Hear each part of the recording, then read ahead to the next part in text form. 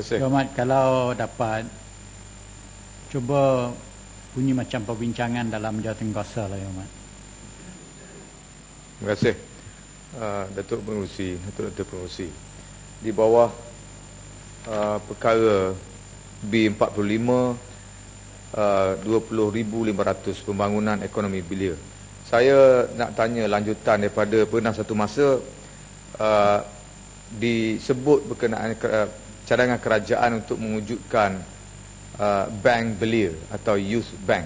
Pernah satu masa dulu dalam beberapa seminar disebut kerana kepentingan untuk menguruskan dana yang ditujukan khas atau yang diperuntukkan khas untuk tujuan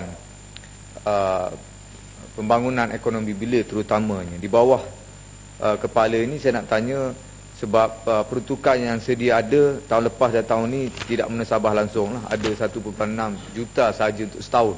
Jadi tak nampak ada menasabahnya di bawah pembangunan ekonomi belia untuk menghidupkan kemungkinan menjayakan aktiviti-aktiviti seperti ini. Saya juga nak tanya tidakkah kementerian melihat pentingnya untuk diselaraskan, diletakkan di bawah satu bumbung barangkali banyak skim-skim amanah yang ditujukan kepada tujuan membangkitkan kekuatan ekonomi di kalangan para belia seperti amanah saham belia, unit trust yang ditujukan kepada para belia, dan juga kalau dilihat secara teliti peruntukan di bawah pembiayaan pelajaran juga boleh digunakan di bawah satu bumbung yang khas ditujukan dan boleh diuruskan dalam satu institusi kewangan.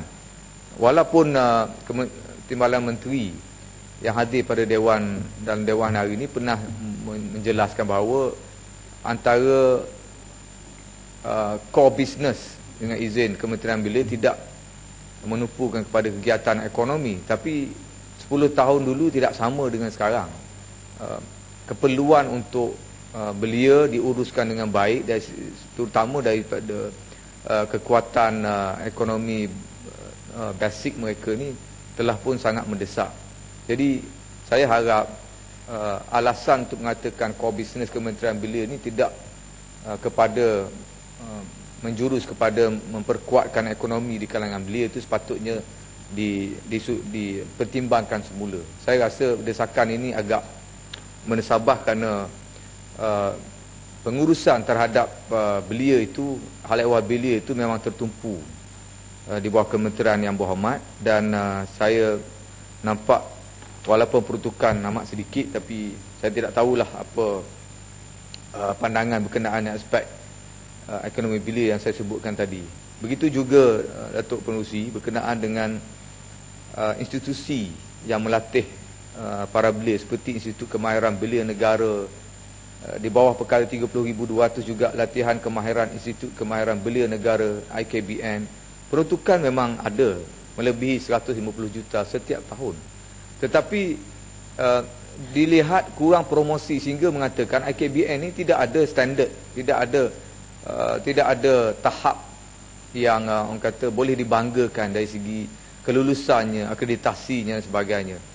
Walhal antara isi kandungan latihan ini ada setengahnya lebih baik jauh daripada institusi pendidikan swasta yang bertaraf IPTS. Jauh lebih baik dari segi isi kandungannya. Tapi kita tidak mengenengahkan kualiti ini, menjadikan lepasan ataupun belia yang mengikuti latihan di institut ini dilihat sebagai tidak berapa kualiti dan tidak dipandang. Dia dilihat lebih kepada untuk latihan jangka pendek untuk urusan mengelak daripada belia membuang masa semata-mata. Jadi saya rasa agak kerugian kita kalau berurusan dengan kaedah ini. Lepasan daripada IKBN tidak dipandang dan mereka tidak pun boleh mampu untuk mengambil tepat menggantikan pekerja-pekerja asing yang boleh datang dalam negara kita yang sama-sama merebut peluang, dan mereka dilihat selalunya diketepikan atau secara automatik tewas dengan pertandingan merebut pekerjaan di banyak lapangan walaupun peringkat yang tidak memerlukan skill ataupun kemahiran yang begitu tinggi. Kerana saya fikir IKBN tidak memainkan peranan yang begitu fokus, sekurang-kurangnya ikhtiar untuk menewaskan pertandingan untuk merebut pekerjaan di peringkat yang rendah yang sekarang ni masih lagi dimonopoli oleh pekerja asing yang datang dalam negara kita. Datuk Dr.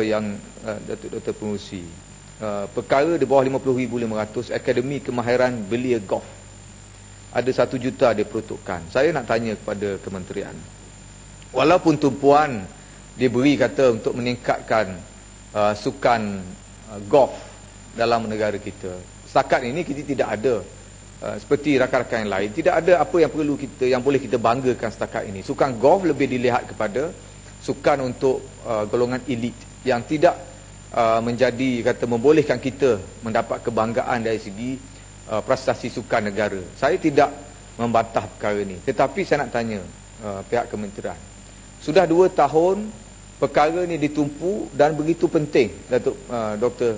Pengurusi. Perdana Menteri selaku Menteri Kewangan secara tiba-tiba pernah mengumumkan bahawa kerajaan nak menggalakkan sukan golf ini, dengan tiba-tiba boleh mengumumkan pengecualian cukai penuh kepada duty import kereta bagi, kereta golf tu, pengecualian penuh. Maknanya kereta bagi yang dulu harganya 50,000 sekarang boleh dibeli dengan harga cuma 20,000 kerana duty import telah pun dikecualikan. Jadi apakah manfaat kepada sukan golf setelah pengecualian duty import kepada pembelian atau mengimportnya kereta-kereta bagi ni? Ada tak berlakunya membawa kata kebaikan kepada sukan golf yang kita katakan menjadi tumpuan kepada negara? Adakah pencapaiannya ataupun setakat mengumumkan pengecualian itu kerana tumpuan kepada golongan elit, sukan elit semata-mata? Saya pun tidak faham apa maksud pengecualian kepada kereta-kereta bagi ni, untuk tujuan apa? Setakat ini apakah respons Kementerian Yang Berhormat, Kementerian Belia dan Sukan kepada keputusan kerajaan memasukkan duty import untuk kereta bagi? Saya langsung tak faham apakah kaitannya, apakah manfaatnya kepada pembangunan sukan golf, terutama adakah dia boleh membantu sama ada syarikat, pusat-pusat latihan golf atau sebagainya. Sekarang ni agak sepi selepas pengumuman itu dibuat, dan siapakah sebenarnya yang dapat manfaat? Saya ada sedikit maklumat, tapi saya nak tengok kredibiliti maklumat tentang kebaikan pemansuhan duty import berkenaan dengan kereta-kereta bagi ni. Begitu juga Datuk Dr. Pengurusi, perkara 60,300 penganjuran dan penyertaan sukan. Kerajaan umumkan beberapa hari lalu untuk menjadikan Malaysia sebagai hub sukan permotoran. Pengumuman hub sukan permotoran ni satu perkara yang besar. Dia ibarat satu dasar baru pada Kementerian Yang Berhormat, Kementerian Belia dan Sukan. Jadi apa persediaan dia untuk kata pengumuman kepada hub?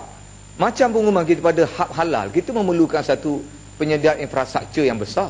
Kerana pengumuman tidak membawa maksud apa-apa kalau tidak disusuli dengan kejayaan.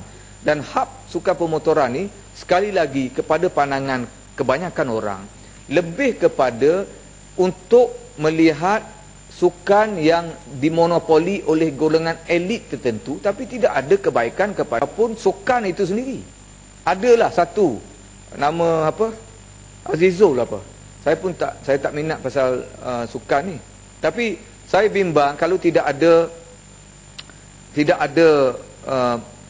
penyediaan yang rapi. Dia mungkin dilihat sebagai kita penggalakan kepada sukan bermotor, menggalakkan naik motor jadi mak rempit saja. Saya pun tidak tahu, tapi diumumkan kata hak sukan pemotoran, dan sudah tentu dalam hak sukan pemotoran seperti negara lain, Datuk Dr. yang pengurusi, ada kaitannya itu komponen-komponen motor berkuasa tinggi ini akan harganya mungkin turun. Kaedah pemasangannya, latihan pemasangan untuk maintenance sebagainya. Adakah kementerian tumpukan aspek ini? Setakat ni saya tidak tahu. Tapi saya minta sekiranya ada tolong beri pembentangan itu supaya ini boleh menarik minat para belia untuk menumpukan kepada satu bentuk tumpuan baru. Dulu kita juga umumkan kata untuk hub sukan air. Pada Mantan Perdana Menteri dulu masa zaman dia, pengumuman tu dibuat. Tapi sekarang langsung tidak ada. Masa Mat. Oh, okey. Seminit. Ya. Terhad pada sukan kata Monsoon Cup saja. Dia lihat sukan air. Yang lainnya tak tahu, berkubur begitu saja. Saya minta dan saya harap oleh kerana kerajaan juga akan tumpukan kepada pemberian RM500 kepada belia yang bujang. Jumlahnya dikata 47 juta orang. Saya minta tolong kepada Kementerian Belia, tolong kemukakan cadangan, kerana jumlah kita belanjakan untuk belia bujang RM500 seorang ni banyak.